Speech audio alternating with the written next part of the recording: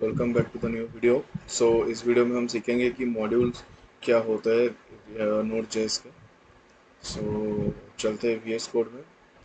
तो यहाँ पे दिख रहा है कि मैंने एक फाइल रेडी करके रखा है मॉड्यूल्स फोल्डर में, जिसका नाम है math.js। अब मैंने यहाँ पे क्या किया है, मॉड्यूल मैंने बोला था कि मॉड्यूल्स होता है एक चंक ऑफ कोड, जैसे कि यहाँ पे फाइल सिस्टम है।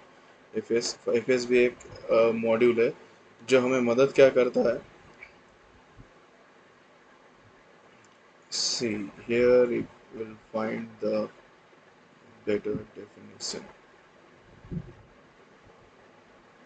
See, yeah, so the build यहाँ पे जैसे एक फाइल सिस्टम है जो एक बिल्ट इन मॉड्यूल है नोड जेएस का, जो हमें डेटा एक्सेस करने में, स्टोर करने में मदद करता है, commonly used for file system features.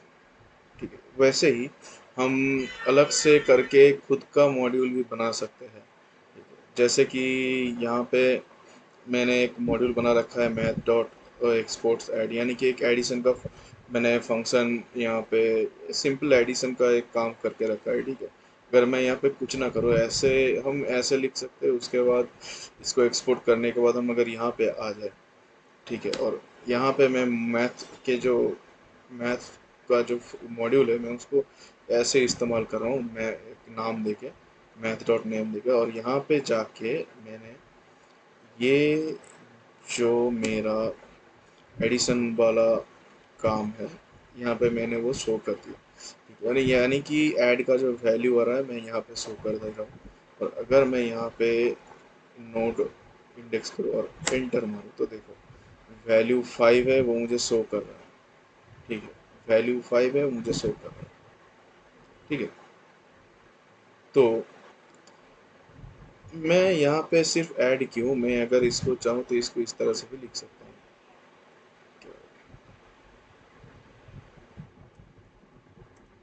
मैं इसको इस तरह से भी लिख सकता हूँ। ठीक है,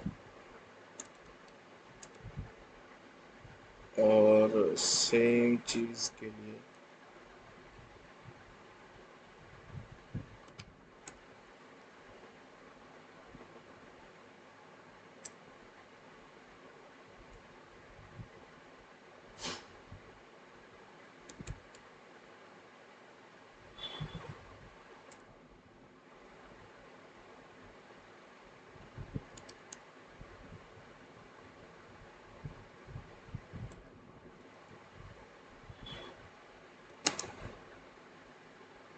ठीक है, और यहाँ पे मैं जाके एस इसको मॉड्यूल डॉट एक्सपोर्ट्स, ठीक है, और एक्सपोर्ट्स करके मैं यहाँ पे दे देता हूँ ऐड। ठीक है, और यहाँ पे फिर से मैं मॉड्यूल डॉट एक्सपोर्ट करके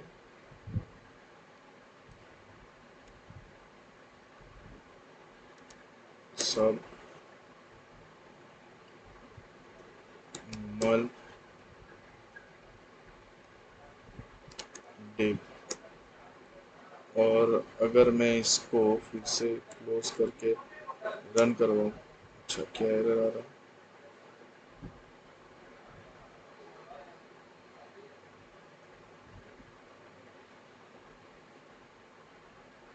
अच्छा, मुझे इस चीज़ की ज़रूरत है नहीं कि एरो फंक्शन में हम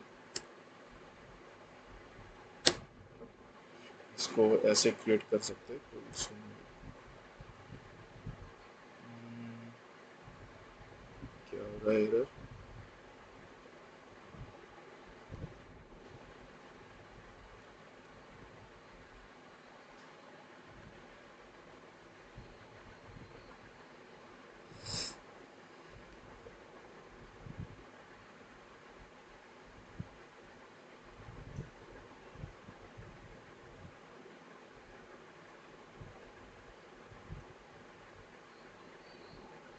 अच्छा ओके, चलो अभी के लिए इसको ऐसा नहीं, इसको कुछ इस तरह से ही लिख देते हैं।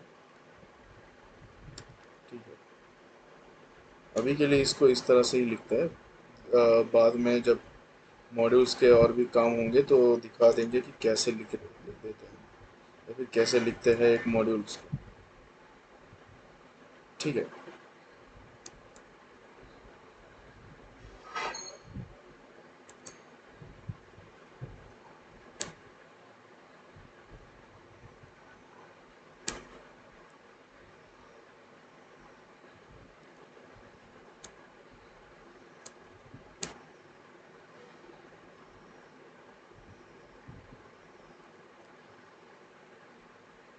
तो अभी के लिए इसको ऐसे ही लिखते हैं। तो अगर अब हम जाए यहाँ पे और इसको रन करवाए तो देखो वैल्यू यहाँ पे वैसे ही आ रहा है।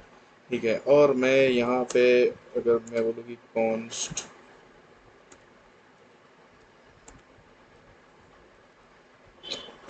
कॉन्स्ट डिव सॉरी सब्ट्रैक्ट का ही ले लेता हूँ और कर देता हूँ कि मैथ डॉट सब, और मैंने दे दिया 45 माइनस 90, सॉरी 45 और 95 माइनस।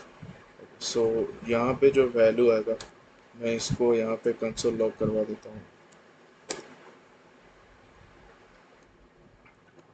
और अगर हम यहाँ पे फिर से चेक करें तो इसको क्लोज करके, तो हमें समझ में आएगा कि देखो एक जो वैल्यू है मैं यहाँ पे लिख देता हूँ कि सब का क्या होगा, यानी कि सॉरी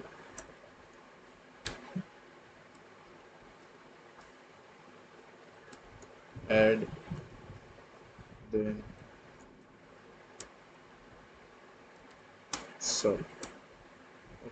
और इसको फिर से अगर रन करवाए तो हमें समझ में आएगा कि यहाँ पे जो वैल्यू है हमारा, और रन करवा दिया तो देखो ऐड करने के लिए जो वैल्यू हमारा आ रहा है वो है ये वाला 5।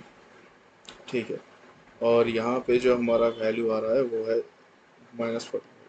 ठीक है, तो मॉड्यूल्स, जैसे हमने पढ़ा कि मॉड्यूल्स एक चंक ऑफ कोड है जो हमें इस्तेमाल करता है चीज़ों को फास्ट करने में और चीज़ों को और बेहतर बनाने में। ठीक है, और हमारे कोड को और थोड़ा सा इम्प्रोवाइज करने में, ताकि हमको जो हमारा मेन फाइल है वहाँ पे जाके हमको बार बार एक कोड को लिखना ना पड़े। ये बहुत ही क्या होता है जिसको हम बहुत ही स्पगेटी कोड कहते हैं, बहुत ही जुड़ा हुआ सा, बहुत ही अनरीडेबल कंडीशन में रह जाता है, वो हमें नहीं चाहिए। हमको चाहिए कोड हम रीड कर सके, तो मॉड्यूल्स की मदद से वही करते हैं कि हम अपना एक अलग से कोड बनाते हैं, चंक ऑफ कोड रेडी करते हैं। ठीक है, कुछ होता है जो हमारे पास प्रेजेंट होता है जैसे कि HTTP का हो गया, फाइल सिस्टम का हो गया। ठीक है, उसके बाद अगर हम HTTP पे होवर करें तो हमको समझ में आएगा कैसे होता है चीज़ें, ठीक कैसे दिखते हैं यहाँ पे। ये तो यह तुमको देखने में समझ में आएगा कि इसका आउटपुट है। ठीक है, और यहाँ पे आ गया सर्वर का, तो देखो क्या है, सर्वर का एक type of function he run करवा रहा है। क्रिएट सर्वर करे तो क्रिएट सर्वर एक फंक्शन है।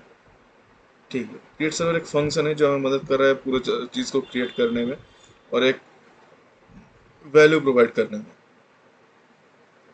तो ये चीज़ होती है जो हमें कोड को अच्छे से रन करवाने में, कोड को एक बहुत रीडेबिलिटी देने में मदद करती है। ठीक है, और हमें हमेशा याद रखना है कि कोड जब लिखना है हमें, तो हमको कोड को रीडेबल रखना है, कोड को अंडरस्टैंडिंग रखना है, ताकि कोई प्रॉब्लम ना हो, कहीं कोई चेंजेस में ऐसी कोई चेंजेस अगर हो तो जो नेक्स्ट बंदा देखे उसको समझ में आए। इसलिए हम मॉड्यूल्स का इस्तेमाल खुद से अलग से बना के भी करते हैं, ताकि हमको पता चले कि ये यहाँ पे जो ये ऐड का कोड आ रहा है, यानी कि ये वाला जो कोड हमें हमारे यहाँ पे इस्तेमाल हो रहा है सब ट्रैक का, ऐड का, ये कहीं से आया है और ये एक पर्टिकुलर नेमिंग से हमको पता चलता है। और ठीक है, और कोड रीडेबल बहुत ज़्यादा हो जाता है। नेमिंग कन्वेंशन भी हमको ठीक से याद रखना होगा कि कैसा होता है। कैमल केस का जैसे यहाँ पे इस्तेमाल हुआ है कैमल केस, वैसे ही ये कैमल केस का इस्तेमाल होता है। और सबसे इम्पोर्टेंट ये है कि अगर यहाँ पे हमारा मॉड्यूल्स एक्सपोर्ट हो रहा है तो हमको इंपोर्ट भी सही से करना होता है।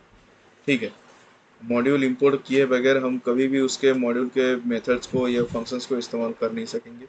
That will be utterly impossible to work with. And again, modules are the chunk of codes that provides us the readability and accessibility to all the to our code, not all the, but to our code, so that we can use it and brief it much more better. Okay, and also provides us with some functionality, obviously. so that we can run our code depending on that. Here some modules are polyfill modules or say custom modules, uh, which helps us, which we make with our own logic and then impose it into the code. So these are modules. Okay, up to this it's okay, and we'll check out the controllers in next video.